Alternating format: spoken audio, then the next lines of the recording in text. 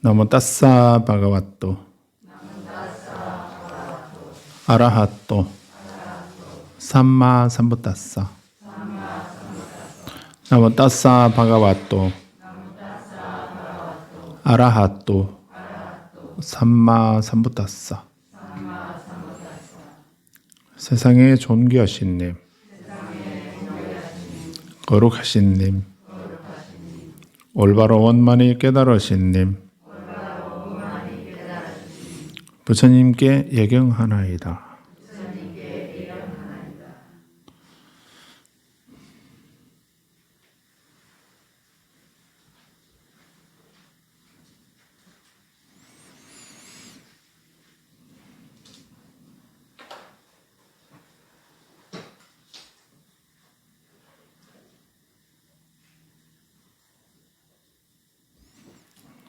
네, 오늘은 교재 138페이지.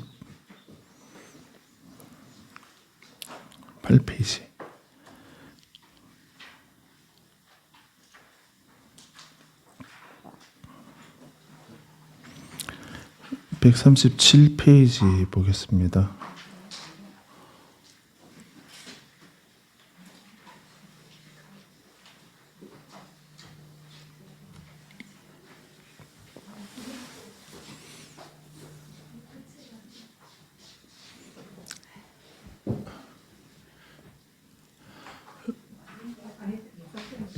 네, 137페이지.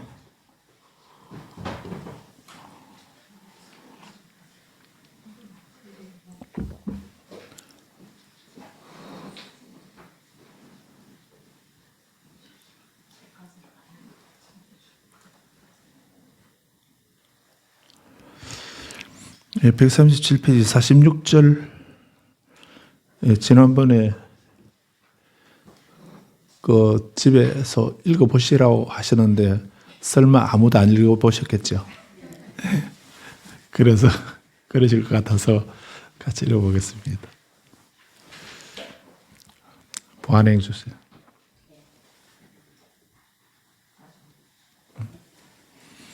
예. 46절 같이 한번 읽어보겠습니다.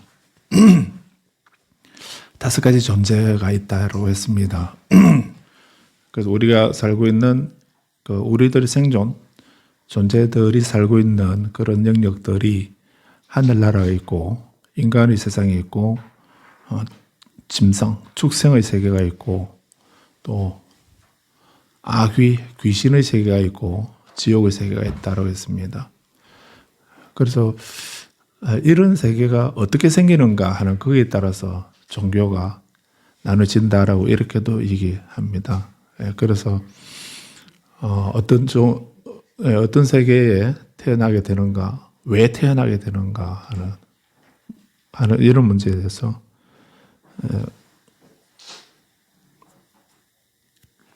그래서 우리에게 제일 큰 문제가, 다른 말로 우리는 선사들은 우리에게 가장 중요하고 큰 문제, 어떤 문제가 가장 큰 문제일까?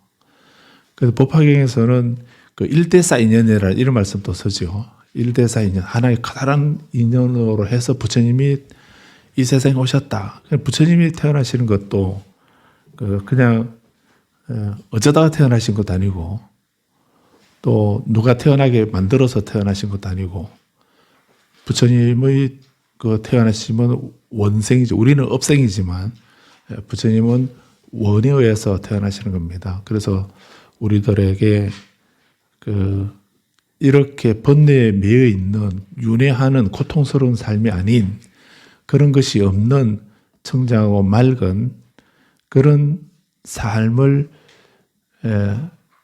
우리들에게 보여주시고 열어서 보여주시고, 우리도 그런 삶을 깨닫도록 하고 그런 삶을 살도록 하기 위해서 이 세상에 오셨다. 그렇게 말씀하고 있었죠. 그런 것처럼 이렇게 우리가 이 세상에 왜 태어나는가, 태어나고 난 뒤에 어떻게 되는가 하는 이런 문제, 그걸 한마디로 줄이면은 생사대사 이렇게 말합니다. 생사대사. 나고 죽는 하나의 커다란 일, 이래서 생사대사 이렇게 말하는데 태어나는 문제, 또 어떻게 살 것인가 하는 문제하고 어떻게 죽을 것인가 하는 이런 문제, 죽고 난 뒤에는 어떻게 되는가 하는 문제, 이런 것입니다. 그래서 뭐 우연히 태어난다면은 우연히 태어난다든지 또는 누가 태어나게 만든다든지 태어나게 되도록 정해져 있다고 한다면은 지금 내가 할 수 있는 일은 없습니다. 그래서 모든 일이 인과라고 원인에 의해서 결과가 생겨난다라고 이렇게 말하는데, 그럴 때 우리가 과학적으로, 자연과학적으로 세상의 다른 일들은 어떤 원인이 있어서 그 결과가 생겨난다라고 이렇게 할 때, 어떤 원인의 필연적인 결과가 나타나게 될 때, 얻어지게 될 때, 그때 우리는 뭐라고 그럽니까? 그런 것을 과학적이다 이렇게 말하지요. 그래서 그 과학적인 인과, 원인에 따른 결과 이렇게 말하면은 거기에 따른 어떤 원인이 있어서 그런 결과가 그 공식에 따라서 그런 결과가 나타났다 이렇게 말을 합니다. 그런데 우리가 태어나는 것도 누가 태어나게 만드는 것도 아니고 그렇게 태어나도록 정해져 있는 것도 아니고 또 우연히 태어나는 것이 아니고 어떤 원인에 의해서 태어난다라고, 태어날 원인이 있어서 태어난다라고 이렇게 경전에서도 말씀하고 있습니다. 그렇다면 우리 경전에서 말씀하는 원인, 태어날 수밖에 없고 태어나게 되는 그 원인, 그거하고 또 자연 과학에서 지금 오늘 보니까 지금 이제 아직 5월달인데 낮 온도가 51도까지 올라갔답니다. 51도까지 올라가는 데가 있답니다. 저기 인도 옆에 파키스탄이라는 거기가 어제 오늘 그 기온이 51도까지 올라갔다고 그럽니다. 근데 지금 아직 여름이 시작도 안 됐는데, 이제 시작되고 있는데 한여름이 아닌데도 그 정도 올라가게 되면 뭐 좀 더 하면 한 60도까지 올라가려고 55도, 60도 이렇게까지 올라갈지도 모릅니다. 그럼 51도 정도 올라가니까 하늘을 날아다니는 새가 너무 뜨거워서 그냥 탈진해가 떨어져 버리고 날아다니다가 그런 현상도 일어나고 있다 합니다. 우리가 상상이 안 되는 부분인데, 그래서 왜 그렇게 덥지요? 그렇게 2020년 5월 25일, 5일, 6일 되면은 그렇게 더워진다라고 정해져 있었던 건가요? 아니면은 다른 어떤 신이 그렇게 덥도록 만든 겁니까? 아니면 어쩌다가 그렇게 더워진 겁니까? 그 원인이 있죠. 그 원인이 있어서 그 원인 때문에 이렇게 기상 이변이 일어나고 이렇게 하는 거지. 누가 다른 어떤 힘이 그렇게 만든 것이 아니다라는 이런 거죠. 그래서 그 어떤 현상이나 결과에 반드시 원인이 있다라고 이렇게 말씀하고 있는 건데, 그런데 그런 원인하고 우리가 이 세상에 태어나거나 살아가는 데 있어서의 그 어떤 원인들, 그하고는 어떤 차이가 있습니까? 원인이라는 말은 같은데, 근데 우리가 원인이라고 할 때 그때 원인은 우리들의 업을 말하는 것입니다. 우리들의 업을 말하는 거. 그 업에 의해서 업이 윤회를 하고, 업에 의해서 태어나고, 업에 의해서 죽고, 또 업에 의해서 본인의 업에 의해서, 다른 사람의 업이 아니고 본인의 업이죠.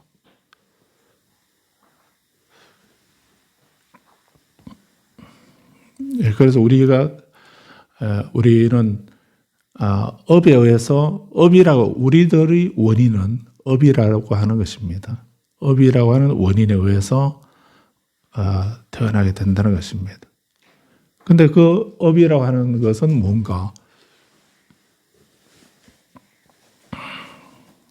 경전에서는 업이라고 하는데 또 이 업이라고 하는 말도 다른 그 사문들이나 바라몬이나 다른 종교에서도 업이라는 말을 쓰지요. 거기에 대해서 불교의 업은 뭔가? 불교에서는 업을 또 뭐라고 하는가? 단지 우리가 하는 행동이나 말이나 생각이나 이런 것을 통틀어서 우리는 업이라고, 그래서 삼업 이렇게 말하고 있죠.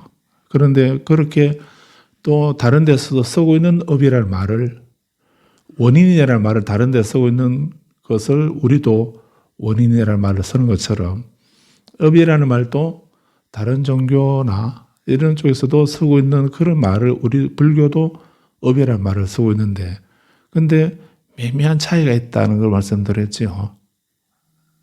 그래서 업은 자칫하면 어떤 숙명이나 운명으로 이렇게 생각할 수 있는 그런 문제가 있긴 한데, 근데 경전에서, 불교 경전에서 업이라고 할 때는 우리가 말하는 업은 바로 의도, 우리들의 의지나 의도가 업이라고 이렇게 했습니다. 그래서 우리가 모든 말이 다 업이 되는 것이 아니고, 거기에 의도, 생각을 담아서 말할 때, 그때는 그게 업이 된다라고 이렇게 말하는 겁니다.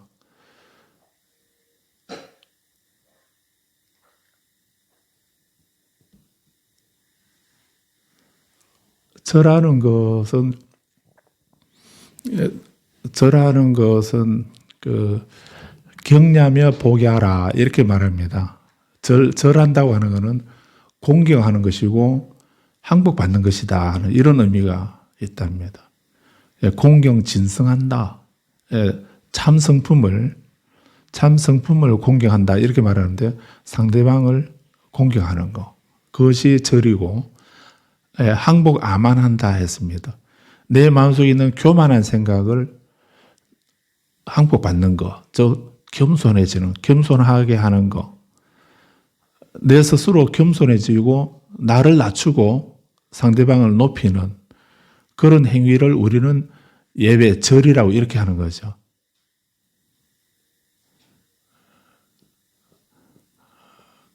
그래서 마음속에 부처님을 또는 상대방을 높이는, 존경하는 그런 마음을 가지고, 그리고 내 마음속에 겸손하게 나를 낮추고 겸손한 그런 마음을 가지고 이제 합장을 하거나 또는 목례를 하거나 머리를 숙이거나 또는 엎드려서 오체투지를 하거나 전신투지를 하거나 이렇게 하는 것을 우리는 절이라고 하는 거고, 그런 절을 하는 것, 예배하는 것은 공덕이 되는 것입니다. 왜 공덕이 되겠습니까? 상대를 높이고 나를 낮추고 하는 이런 것이기 때문에 뭐 어떤 관계에도 나를 내세우게 되게 되면 오해가 일어나고 뭐 다툼이 일어나고 이렇게 하겠지만, 상대를 높이고 나를 낮추면서 말하거나 행동하거나 이렇게 하게 되면 거기에 대해서 누가 시비 거는 사람은 없죠. 그래서 공덕이 된다라고 이렇게 말하는 거 아닐까요? 그래서 절하는 거는 상대를 공경하고 나를 낮추는 이런 행위인데, 근데 그런 거 없이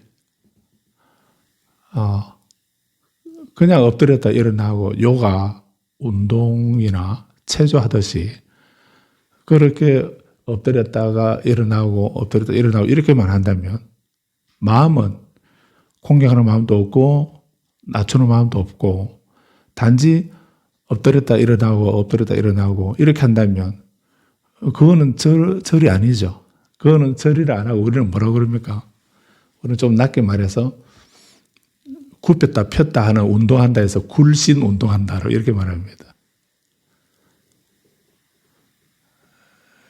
그래서 공덕이 되는 그런 업이 되려고 한다면 그 공덕이 되는 업을 짓는다든지 또는 수행을 한다라고 이렇게 한다면은 그 수행을 절하는 것으로 하려 한다면은 거기에 공경하고 낮추는 이런 의지, 그런 마음을 담아서 할 때는 본인에게 그런 수행으로 본인 자신을 변화시킬 수 있는 그런 힘을 얻게 되는 거죠. 그래서 말이 좀 빗나가는데 아무튼 우리는 업에 의해서 태어난다 이렇게 할 때 그 업은 무엇을 업이라는가? 우리들의 의지가 담겨 있는 거, 그 우리들의 생각, 우리들의 의지나 의도, 그것이 업이라고 이렇게 말하는 겁니다. 내가 잘못을 지혜가 없어서 나쁜 업을 지었는데, 근데 이제 부처님 말씀을 듣고 보니까 내가 그렇게 말한 거나 행동한 것, 생각한 것이 나쁜 일이다라고 하는 이런 것을 알았으면 우리는 어떻게 합니까? 그 나쁜 업은 이미 지었고, 그래서 그것을 없애야 되지 않습니까? 없애려고 하면은 참회를 하죠. 그 참회는 일단 잘못한 것을 후회하고 뉘우치는 거, 그런 힘이 있어야 되고, 그리고 부처님의 삼보의 가피가 있어야 되고, 그 다음에 세 번째 대치법으로 그 업을 대체하는 그 대치법이 있어야, 대치의 힘이 있어야 되고, 그래 연부를 한다든가 절을 한다든가 하는 이런, 또 백자신을 외운다든가 하는 그런 그 업을 정화할 수 있는 거기에 따른 대치법을 써야 돼요. 대치의 힘이 있어야 된다 했습니다. 그리고 네 번째 힘이 뭔가요? 네 번째는 그런 나쁜 업을 되풀이하지 않는, 반복하지 않는 힘이 있어야 된다라고 했습니다. 첫 번째 후회하는 힘이 있어야 되고, 부처님의 가피, 삼보의 가지력, 삼보의 가피의 힘이 있어야 되고, 그 다음에 삼보에 의지하는 그 의지력, 가피력, 그것이 있어야 되고, 그 다음에 대치법, 대치의 힘이 있어야 되고, 네 번째 다시 반복하지 않는, 다시 악업을 되풀이하지 않는 그런 이 네 가지 힘이 있어야 된다. 그게 온전한 참회라고 이렇게 말하지 않습니까? 그런 것처럼 아무튼 이렇게 우리가 누구나 악업을 지을 수 있는데, 불자하고 불자 아닌 사람하고 다른 거는 그 잘못을 뉘우치고 참회하고 다시 반복하지 않는, 그게 불자들의 수행의 모습이죠. 그래서 이렇게 우리가 왜 태어나는가? 업 때문에 태어난다. 그 업은 무엇인가? 그건 바로 우리들의 생각이고 의도가 업이라는. 그냥 그 의도를 담아서 하는 그 생각을 마음을 담아서 하는 말, 그 마음을 담아서 하는 행동, 생각, 이것을 우리는 세 가지 업이라고 이렇게 말하는 겁니다. 그래서 그 어떤 마음을 담았는가에 따라서 두 가지로 나누지요. 착한 업이 있고 나쁜 업이 있다. 똑같은 행위라도 착한 마음을, 선업을 가지고 하는 말은, 그거는 착한 생각을 가지고, 착한 의도를 가지고 하는 말은 그건 선업이 되는 거고, 나쁜 의도를 가지고 하는 말은 하나이지만 그 의도가 무엇인가에 따라서 선과 악으로 나뉜다라고 이렇게 하죠. 그래서 이 다섯 가지 존재가 있는데, 그 다섯 가지 존재 가운데 태어나는 것은 다른 힘이 아니라 본인의 업에 의해서 태어난다라고 부처님 말씀하고 계셨습니다. 그래서 거기에 태어날 그 천상에 태어날 업을 지어서 거기에 태어나는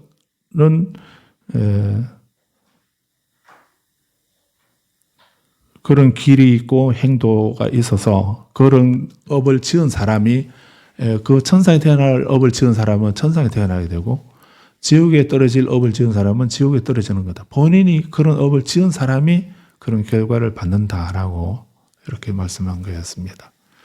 그래서 이것을 한마디로 하면 생사대사라. 나고 죽는 큰 일이다. 이렇게 말하기도 하고 좀 더 풀어서 말하게 되면 그래서 우리가 공부한다고 하는 것은 우리가 가장 중요한 문제는 어떻게 생겨나는가. 그 생성과 소멸의 문제입니다. 생성과 소멸의 문제이고 이거를 다른 말로 하면 생사대사 이렇게 말하는 겁니다. 다른 일들도 중요한 게 많지만 이것이 우리 모두에게 주어진 가장 중요한 문제다라고 해서 생사대사 이렇게 말한 것입니다. 그래서 46절 같이 한번 읽어보겠습니다. 그 5가지 존재에 대해서 그 다음에 이제 부처님은 우리가 이 윤회를 벗어나는 그 해탈의 길에 대해서 말씀하고 있는 것입니다. 읽어보겠습니다.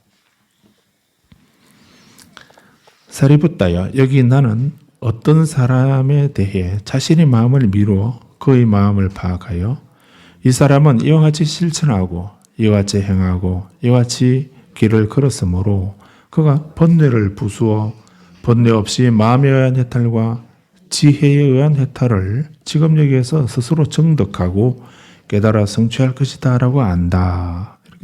여기서 마음에 의한 해탈과 지혜에 의한 해탈, 이 두 가지가 있다고 말씀드렸죠. 그 해탈의 두 가지, 해탈을 얻는 방법에 해탈의 두 가지 해탈이 있다. 해탈은 하나입니다. 해탈은 하나인데 해탈을 얻는 그 방법에 두 가지가 있다라고 이렇게 말하는 거죠. 그래서 마음에 의해서 해탈을 얻을 수도 있고 지혜에 의해서 해탈을 얻는다라고 이렇게 하는 것입니다. 그래서 마음에 의한 해탈은 두 가지 다 번뇌를 부수어서 번뇌가 없는 상태, 없어진 상태, 그 상태가 해탈인데 그 번뇌를 없애는 방법이 두 가지. 마음에 의해서 없앨 수 있고 지혜에 의해서 없앨 수 있다 하는 이런 의미도 되죠. 그래서 마음에 의한 해탈은 결국 지혜도 마음에 있는 게 아닌가 이렇게 또 할 수 있지만 지혜는 마음에 의한 해탈, 이 마음이라는 말은 선정을 말합니다. 선정력을 말하거든요. 그 사마타를 닦고서 선정력이 바탕된 지혜입니다. 그래서 그런 선정력, 선정의 힘, 수행의 힘 이런 걸 바탕으로 해탈을 얻어서 번뇌를 없앴을 때, 해탈을 얻었을 때 그때를 지혜에 의한 해탈이다. 이렇게 마음에 의한 해탈이다 하고 지혜에 의한 해탈은 수행력은 따르지 못합니다. 우리가 다리가 아파서 허리가 아파서 사마타 수행을 못하고 그런데 학당에서 부지런히 배우다 보니까 다문 많이 듣다 보니까 그래서 내가 수행을 못했지만 그런데 모든 것이 인연에 의해서 생겨났고 원인에 의해서 생겨났고 자성이 없기 때문에 어떤 조건에 의해서 그 원인에 의해서 서로 의존해서 생겨났다. 그렇기 때문에 이것은 실체가 없는 것이고 이것은 무상한 거다. 변하고 바뀌는 거다. 만약 그렇게 되도록 누가 시키거나 또 그래 정해져 있거나 우연히 된다면은 내가 어떻게 할 수 있는 방법은 없겠지만 그것이 어떤 원인에 의해서 생겨났기 때문에 조건에서 서로 의존해서 생겨난 그 인연이 결합해서 생겨난 것이기 때문에 그것은 영원하지 않는 거죠. 그거는 무상한 것입니다.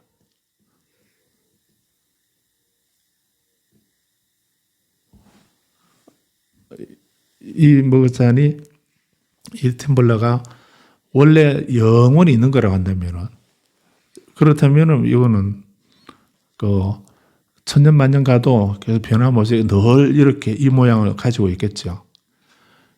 그런데 이런 것이 원래 있었던 것이 아니고 이런 알루미늄하고 플라스틱하고 이런 모양 금형하고 또 전기 불하고 그런 열하고 그런 거를 다 모아서 그럼 우리가 이런 모양을 이런 색깔을 가지고 이런 모양을 띤 그릇을 만들어야지라고 하는 우리의 생각이 개입이 됐지 않습니까?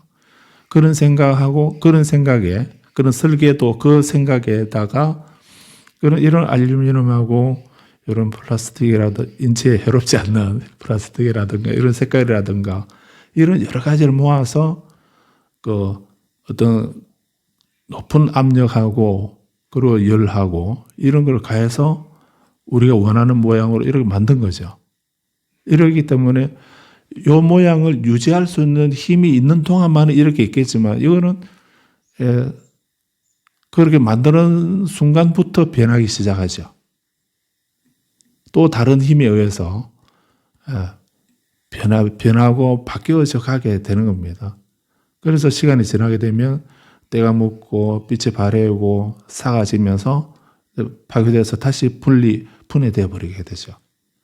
그런 것을 무상해라는 겁니다. 무상해란 말은 더덥다, 허무하다, 감정적으로는 더덥다, 허무하다는 이런 것을 말하는데, 그런데 경전에서 무상해라는 이 말은 즉 영원하지 않다, 이 말은 변한다, 바뀐다는 이런 의미입니다. 왜 바뀌는가? 어떤 조건에 있어 결합할 수 있는, 뭉칠 수 있는 힘에 의해서 생겨났기 때문에, 근데 이 힘이 닿으면은 분리되는, 분산되는 거죠. 그래서 변하고 바뀐다 하는 이런 의미가 무상입니다. 그래서 변하고 바뀌어져 가기 때문에 내가 느끼는 감정은 더덥고 허무한 거죠. 우리는 그 감정만 생각하고 있을 수 있는데, 더 중요한 거는 왜 더덥고 허무한가? 변하고 바뀌기 때문에 더덥고 허무한 겁니다. 안 변하고 안 바뀌면은, 달라지지 않으면은 허무감을 느끼지 않을 수 있지 않습니까? 달라지고 바뀌어지기 때문에 더덥고 허무하다라고 이렇게 생각하는 것입니다. 그 무상한 것은 괴롭다라고 이렇게 하죠. 무상한 것은 괴로움과 즐거움과 이렇게 묻지 않던가요? 이것은 우리 초기경전에서 공식적으로 늘 하고 있는 말씀인데 이거를 외워야 됩니다. 경전에서는 부처님께서 그렇게 물으시니까 비구들이 모든 것은 물질은 무상한가 영원한가 이렇게 물으시니까 어떻게 대답하던가요? 무상하나이다. 무상한 것입니다.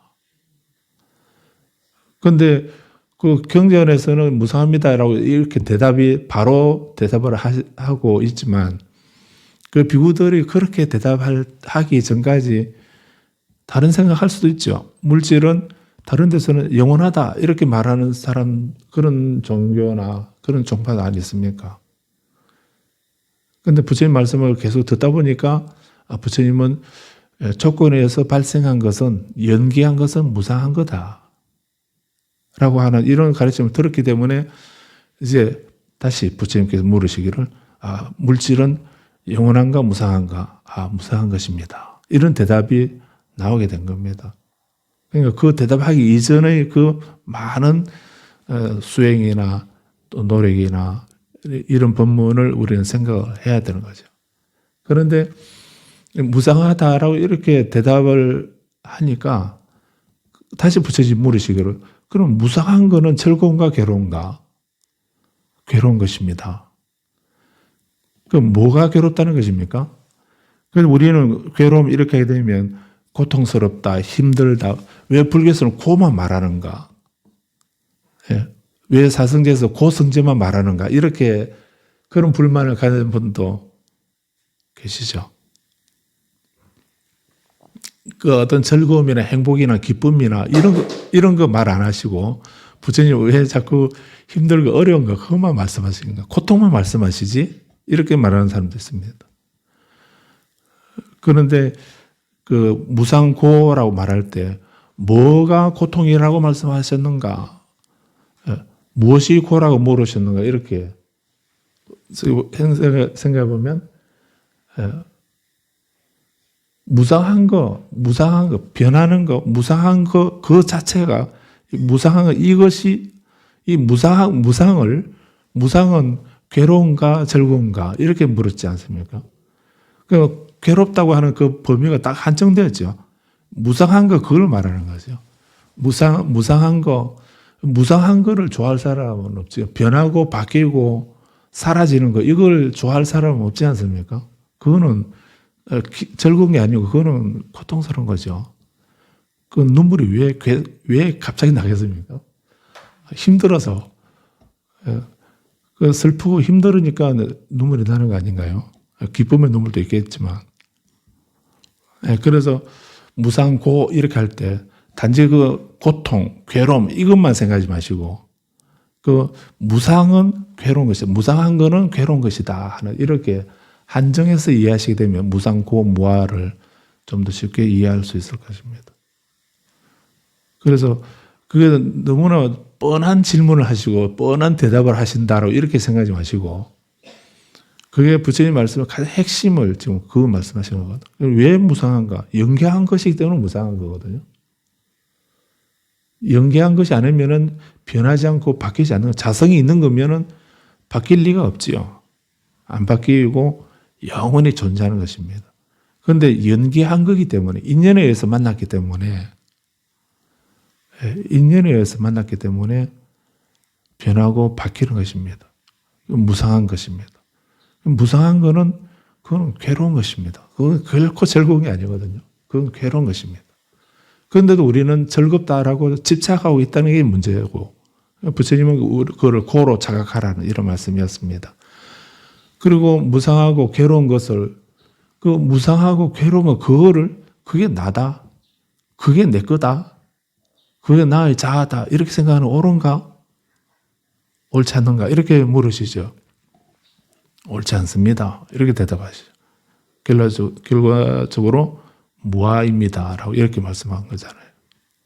무상고 무아라는 말이 이런 말씀이에요. 그래서 우리가 어떤 일을 겪거나 당할 때에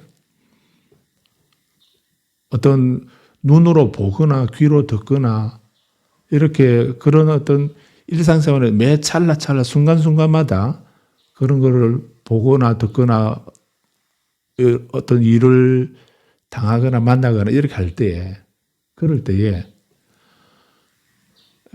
어떤 일이 생겼을 때 그 일이 누구 때문에 생겼다라든지 뭐 그렇게 생기도록 정해져 있었다라든지 우연히 생겼다 이렇게 하게 되면 문제가 다르겠죠. 근데 내가 생겨난 그 일이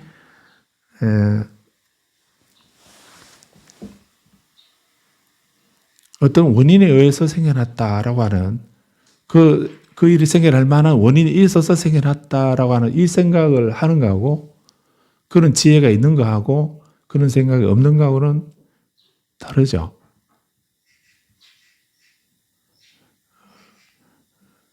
그래서 유른장 스님이 저번에 대만에 있을 때 오토바이를 타고 가시다가 그런데 그때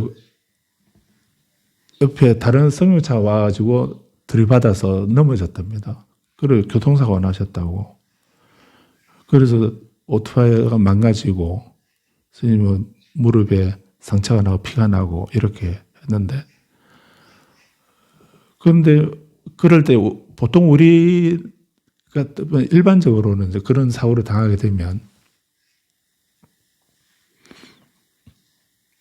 그 과실이 누구에게 있는가 먼저 따져야 일단은 보험이 내가 책임이 있는가 저쪽에 책임이 있는가 거기에 따라서 이제 보험료가 완전히 달라지고 하기 때문에 그래서 아니면은 조금만 부딪히면 이제 멀쩡한 사람이 그러고는 더 먼저 목부터 잡으면서 이렇게 얘기하지 않습니까? 보통 사람들은. 그렇게 해서 아니면은 또 뭐 손가락 하나 딱 세워가지고 뭐 왜 이렇게 집에 가만히 있지 차 몰고 나와가지고 뭐 이렇게 하냐고 그런 식으로 뭐 목소리 크게 되면은 일단은 본인에게 유리하게 되죠. 그런 게 일반적인데, 근데 스님은 그럴 때 그 젊은 사람이 뭐 이제 막 거의 초보자인 그 운전자인 것 같기도 했고, 근데 그분이 또 의도적으로 한 것도 아닌 것 같기도 하고, 그래서 아무 그에 대해서 화가 안 일어나더라 하는 이런 얘기 하는 걸 들었습니다. 그래서 그때 그 오토바이 수리비하고 이런 걸 스님이 다 부담하셨는지 보험 처리하셨는지 포기했는지 그 뒤 얘기는 안 들었는데, 근데 그 사고 났을 때 그 사람에게 뭐 미안하다 하고 뭐 이래저래 말할 때 그 사람들에게 전혀 화가 안 일어나더라는 그 얘기가, 그게 지혜거든요. 이미 사고는 일어났는데 거기서 누가 과실이 누구에게 있느냐 이런 거 그 자리에서 뭐 따지고 밝히고 이렇게 해봐야 시비해봐야 달라지는 건 없지 않습니까? 뭐 그 수리비는 이런 보험회사 얘기해서 뭐 처리하면 되는 거고, 그런데도 우리는 아무튼 이렇게 지혜에 의한 해탈이라고 하는 말은 그걸 말하는 겁니다. 수행력이 없어도, 수행은 사마타 하는 이런 수행력이 없어도, 그래서 이 법을, 이 원리를 잘 이해를 하고 그렇게 해서 그 상황에 휘둘리지 아니하고 거기서 평정심을 가지면서 그 또 다른 번뇌를 야기하는 이런 업을 짓지 않는 그런 상태. 그렇게 법을 많이 들어서 담은 지혜로서 많이 들어서 번뇌를 끊게 될 수도 있다는 겁니다. 법을 알아서 아는 지혜로서 법을 알아서 번뇌를 끊을 수도 있고, 선정의 수행력으로 번뇌를 끊을 수 있다는 겁니다. 두 가지 번뇌를 끊는 방법이 그렇게 두 가지가 있는데, 그래서 어쨌든 중요한 거는 우리가 어떤 그 신통력이나 이런 것을, 그런 것도 생각할 수 있긴 한데, 중요한 거는 신통력이 있는가 없는가, 그거보다도 더 중요한 거는 그 괴로움을 소멸하는 거죠. 해탈을 얻는 것이 궁극적인 목적이죠. 그래서 해탈은 똑같은데, 그러면 마음에 의한 해탈하고 지혜에 의한 해탈하고 차이가 뭔가? 마음에 의한 해탈을 하게 되면 신통력이 있다는 겁니다. 그런데 지혜에 의한 해탈을 얻은 사람은 본인 개인적인 자기 내면적으로는 번뇌를 없앤 그 해탈을 얻었지만 천안통, 전이통, 신족통 뭐 이런 신통력은 없다고 합니다. 그럼 우리는 어느 쪽을 하면 좋겠습니까? 둘 다 해야죠. 둘 다 하는 게 가장 좋은 거고요. 근데 지혜에 의한 해탈을 얻을 수 있다는 거, 이게 중요한 겁니다.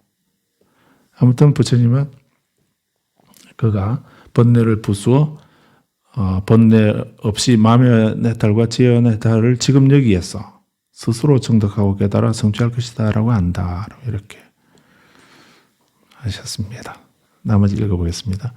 나중에 나는 그가 번뇌를 부수어 번뇌 없이 마음에 의한 해탈과 지혜에 의한 해탈을 지금 여기에서 스스로 정득하고 깨달아 성취하여 오로지 즐거운 경험을 한다는 것을 볼 것이다. 예를 들어 사리부타여 맑고 정갈하고 차가운 물로 가득 차서 투명하고 아름다운 둑으로 둘러싸여 즐길만 하고, 그곳에서 멀지 않은 곳에 숲이 있는 연못이 있는데 여기에 열기에 타고 열기에 지쳐 기신맥진하고 목이 타고 갈증에 시달리는 한 사람이 오로지 한 길을 따라 그 연못을 바라보며 왔다고 한다면, 그것을 보고 눈 있는 자는 그에 대해 이와 같이 이 사람은 이와 같이 실천하고 이와 같이 행하고 이와 같이 길을 걸었으므로 그는 맑고 정갈하고 차가운 물로 가득 차 투명하고 아름다운 둑으로 둘러싸여 즐길만 하고, 그곳에서 멀지 않은 곳에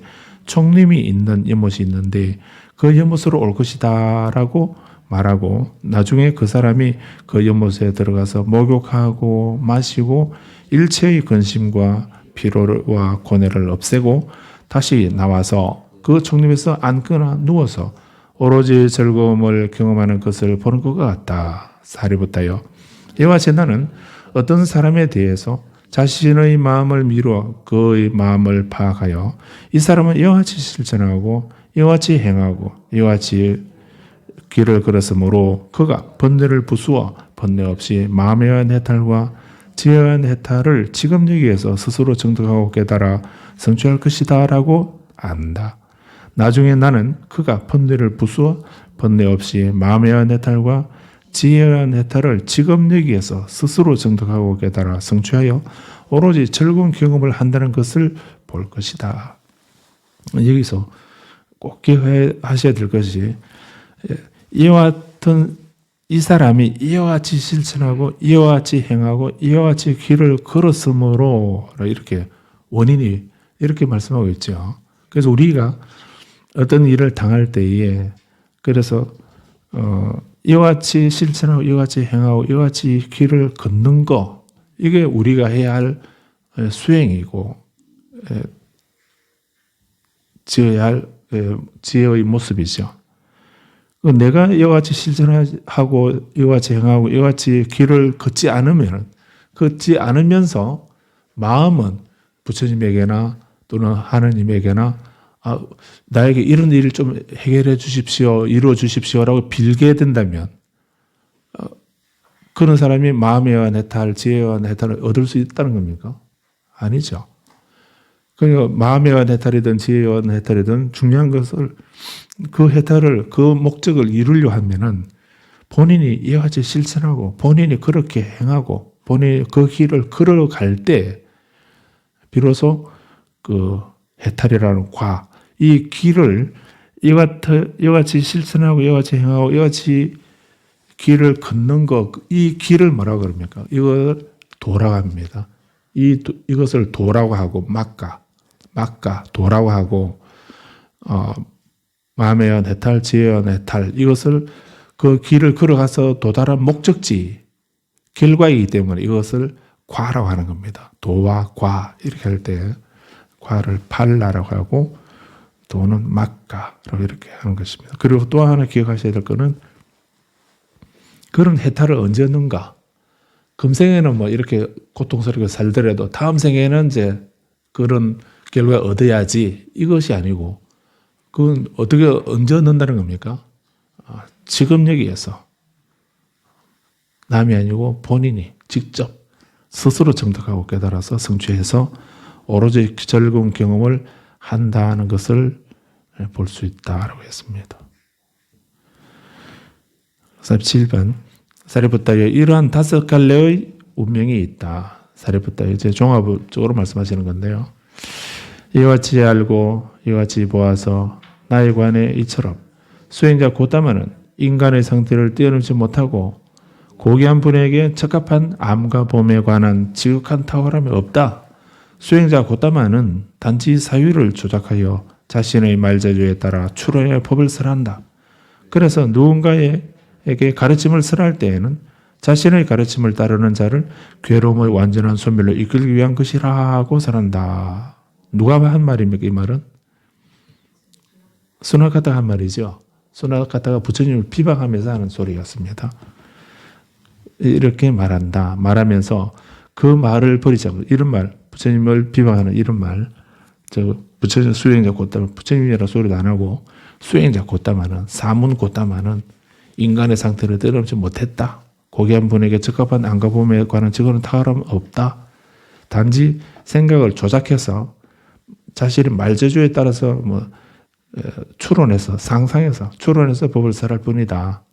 그러면서도 누군가의 가르침을 법문을 하실 때는 내 가르침을 따르는 사람은 괴로움을 완전한 소멸을 이끈다, 이럴 수 있다. 또는 내가 이 가르침을 설하는 것은 그런 사람들이 완전한 괴로움을 완전한 소멸을 이끌기 위해서 내가 이 가르침을 설한다. 이렇게 말한다라고 부처님을 비방한 말이었죠. 그런데 이 마지막 구절은 사실이라고 말씀하고 계시죠. 앞부분은 욕하는 거고 이 부분은 사실은 수납 갖다가 부처님이 비방하면서 하는 소리인데 이거는 진실이다라고 부처님이 앞에서 말씀하셨습니다. 사리부타여, 예를 들어 계율을 갖추고 삼매를 갖추고 지혜를 갖춘 수행성은 지금 여기에서 궁극적인 지혜를 성취하는 것처럼 그 결과에 대해 이와 같이 나는 그 말을 버리지 않고 그 마음을 버리지 않고 그 견해를 놓아버리지 않으면 던져지듯 지옥에 떨어질 것이다 라고 나는 말한다. 이게 여기서도 중요한 말씀이 지금 여기에서 궁극적인 지혜를 성취하는 거, 궁극적인 지혜, 이건 해탈을 말하는 거죠. 지금 여기에서 다음 생이 아니고 나중이 아니고 지금 바로 여기에 시간적으로 지금이죠. 지금 당장이죠. 그리고 공간적으로는 어디입니까?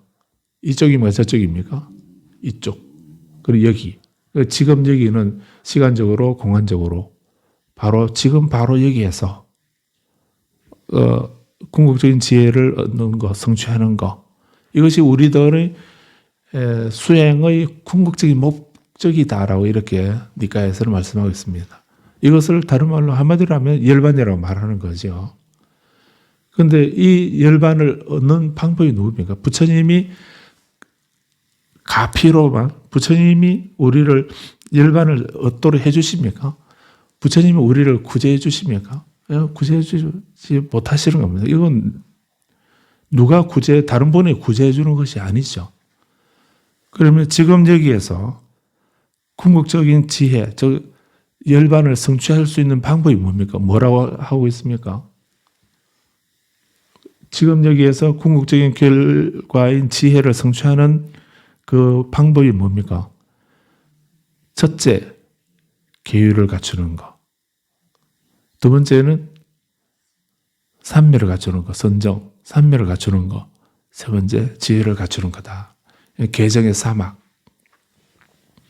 그래서 우리가 계정의 사막을 이 세 가지를 배우는 이유는 그 세 가지를 배움으로써 배워서 그것을 갖춤으로써 지금 여기에서 내가 궁극적인 지혜를 성취할 수 있다고 하셨기 때문에 우리가 수행으로 불자나 출가자나 제가자나 이 지금 여기에서 궁극적인 지혜를 성취하고자 한다면은 뭘 배워야 되는가? 먼저 계를 갖춰야 된다. 계율을 갖춰야 된다. 두 번째 삼매를 갖춰야 되고 세 번째 지혜를 갖춰야 된다. 라고 이렇게 말씀하신 겁니다. 이거 꼭 기억하셔야 되고요. 그런데 그 결과에 대해서 이와 같이 나는 그 말을 버리지 않고 그 마음을 버리지 않고 그 견해를 버리지 않으면 그 말을 버리지 않고 그 마음을 버리지 않고 그 견해를 버리지 않는 것, 이건 어떤 말을 말하고 어떤 마음을 말하고 어떤 견해를 말하는 겁니까?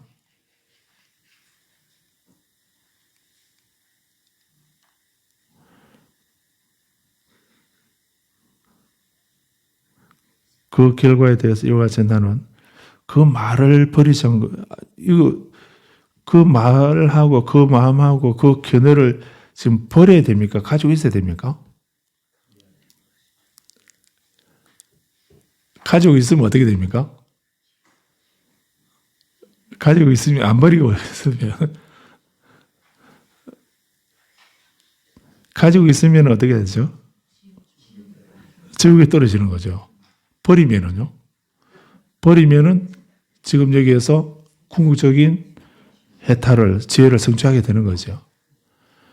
근데 그 말을 버리는 거, 이건 여기서는 순학 갖다가 말한 이 잘못된 말이죠. 부처님은 그분은 인간의 상태를 뛰어넘지 못한다라고 하는 이 스승에 대한 이 믿음이 없기 때문에 이 소리를 하는 거죠. 그래서 수행자 곧다마는 인간을 뛰어넘지 못했다. 부처님이 아니다. 그리고 적합한 암과 봄에 관한 직원은 탁월함이 없다. 사유를 조작하여서 단지 자신의 말재주에 따라서 추론해서 법문을 설 뿐이다. 이런 말을 하고 이런 생각을 안 버리고 이런 생각을 가지고 있고 이런 부처님에 대한 이런 견해를 가지고 있게 되면 뭐 금강경으로 가죠. 뭐 금강경에 보면은 이런 사람은 뭐라 하던가요? 시인행사도 불능견제를 이렇게 안 하던가요? 그런 사람은 사땡기를 하고 있는 사람이다. 그래서 불능견제를 부처님을 볼 수 없다. 이렇게 하고 있는 것과 같이 그래서 수나카타가 이런 말을 버리지 않고 이런 생각, 이런 마음을 버리지 않고 이런 잘못된 견해를 놓아버리지 않으면은 부처님이 벌을 주시거나 불벌, 그 경제는 불벌이라는 말이 있던가요? 꿀벌이라는 말이 있어도 불벌이라는 말은 없지요. 부처님이 벌을 주지는 않으십니다. 신은 벌을 줍니까? 신벌은 있지요. 신벌은 있답니다. 신들이 뭐 벌을 준다고 이렇게. 그 신벌이 무섭다라고 뭐 그런 얘기도 하지 않습니까? 근데 사실은 이렇게 던져지듯이 지옥에 떨어지게 되는 부처님이 수나카타를 지옥에 던져버리는 겁니까? 아니면 다른 신들의 제왕이 있어서 그분이 수나카타를 지옥에 던져버립니까? 아니죠.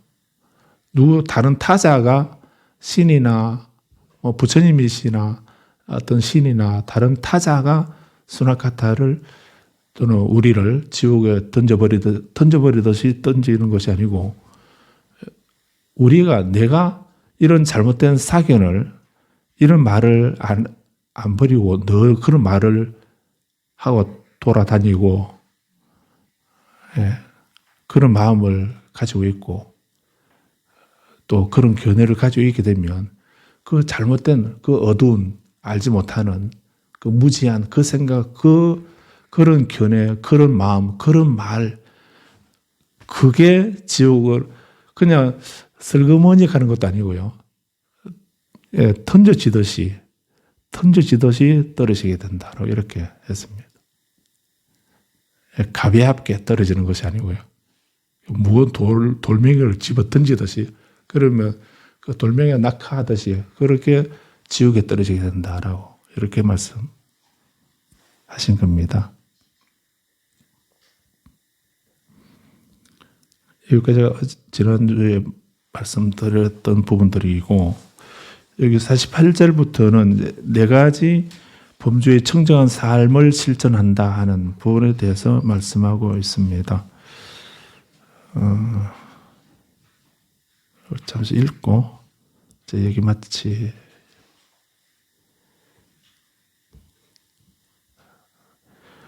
48번부터 52절까지인데 여기서는 48절만 같이 한번 읽어보겠습니다. 그런데 사리부타여 나는 네 가지 범주의 청정한 삶을 실천했다. 나는 참으로 고통스러운 삶을 살았는데 극단적으로 고통스러운 삶을 살았다. 나는 참으로 구차한 삶을 살았는데 극단적으로 구차한 삶을 살았다. 나는 참으로 삼가하는 삶을 살았는데 극단적으로 삼가하는 삶을 살았다. 나는 참으로 외로운 삶을 살았는데 극단적으로 외로운 삶을 살았다. 또 숙제 드리겠습니다. 요 49번부터 52절까지 집에 가셔서 다음 주에 와서 읽을 생각하지 마시고 집에서 읽어보시면서 한번 사유를 해보십시오. 부처님이 고통스러운 삶을 살고 구차한 삶을 사시고 삼가하는 삶을 사시고 외로운 삶을 사셨는데 그냥 대충 그렇게 좀 고통스럽네, 좀 구차하네 이런 정도 삶을 사신 것이 아니고 고통스러운 삶을 사시는데 극단적으로 고통스러운 삶을 사셨다는 거. 그냥 생각으로 그 수나카타가 뭐라고 했습니까? 부처님이 법을 살할 때는 자신의 말재주를 따라 추론해서 자기 경험해보지 않냐고 생각으로 지레짐작해가지고 이렇게 법을 설한다라고 이렇게 그런 악담을 했지 않습니까? 그 악담에 대한 부처님의 입장을 말씀하신 것으로도 볼 수 있습니다. 부처님은 고통스러운 삶을 살았는데 극단적으로 고통스러운 삶을 살았다고 합니다. 그래서 49절에서 나의 고통스러운 삶은 이와 같았다라고 해서 자세하게 좀 말씀하고 있거든요. 우리가 상상도 할 수 없을 만큼 내 고통은 고통이 아니었네. 이렇게 생각될 정도로 부처님은 정말 극단적인 고통스러운 그런 삶을 다 경험해 보셨다는 겁니다. 그렇게 해봐야 그래서 눈물하고 빵하고 같이 좀 이렇게 먹어봐야 좀 고통스럽다, 쓰다, 인생이 쓰다 하는 이런 걸 말할 수 있는 그걸 안 해보고 그냥 뭐 사전 찾아보고 이렇게 인생은 고다 이렇게 해서 아는 거하고 다르죠. 부처님은 참으로 구차한 삶을 살았는데 극단적으로 삼가는 삶을 살았는데 극단적으로 삼가는 삶을 사셨고 외로운 삶을 살았는데 극단적으로 외로운 삶을 살았다. 그 우리 감상의 제작장 참 외롭네, 심심하네 이렇게 그렇게 해서 안 되는 거예요. 부처님도 외로움을 여기 불전 집에 있는 뽀삐도 외로움을 느낀다면서요. 놔두고 출근하고 나면 걔만 놔두게 되면 그냥 아주 외로움을 느낀답니다. 그런데 부처님은 그런 외로운 삶을 사셨는데 극단적으로 외로운 삶을 사셨다. 이렇게 극단적인 고통, 구차함, 삼가는 삶, 외로운 삶 이런 걸 살아봐야 그 극한에 다다를 그런 삶을 살게 되면은 비로소 우리는 어떤 생각이 일어납니까? 이제 그만 살까? 이 생각이 일어납니까? 아니면 어떤 생각이 일어나죠? 뭐 때문에 이런 고통의 삶이 뭐 때문에 생겨났지? 아니면 또 외로운 삶을 정말 극단적으로 외로움을 느끼게 되면 왜 이렇게 외롭게 될까? 외로움의 원인이 뭐지? 이렇게 이 결과에 대한 원인을 찾고자 하는 생각하는 이런 생각을 하게 되고 두 번째는 나 안 외로워져야 되겠다. 이런 고통스러운 삶을 이제 그만둬야 되겠다. 이런 고통이 없는 삶을 살고 싶다 하는 이런 생각이 더 강렬하게 일어나겠죠. 대충 적당히 해가지고는 해탈을 얻지 못하기 때문에 그래서 부처님 여기서 네 가지 범주의 청정한 삶을 실천할 때 근데 이런 고통이나 구차함이나 삼감이나 외로움에 대해서 극단적인 그런 삶을 경험해 보셨기 때문에 이 고의 원인이 뭔지 어떻게 이 고에서 벗어나는지를 생각하시게 되고 그래서 결과적으로 그런 깨달음을 완성하셔서 부처님이 되시고 해탈 열반을 성취하셨다는 이런 얘기로 들을 수 있죠. 여기까지 말씀드리고요.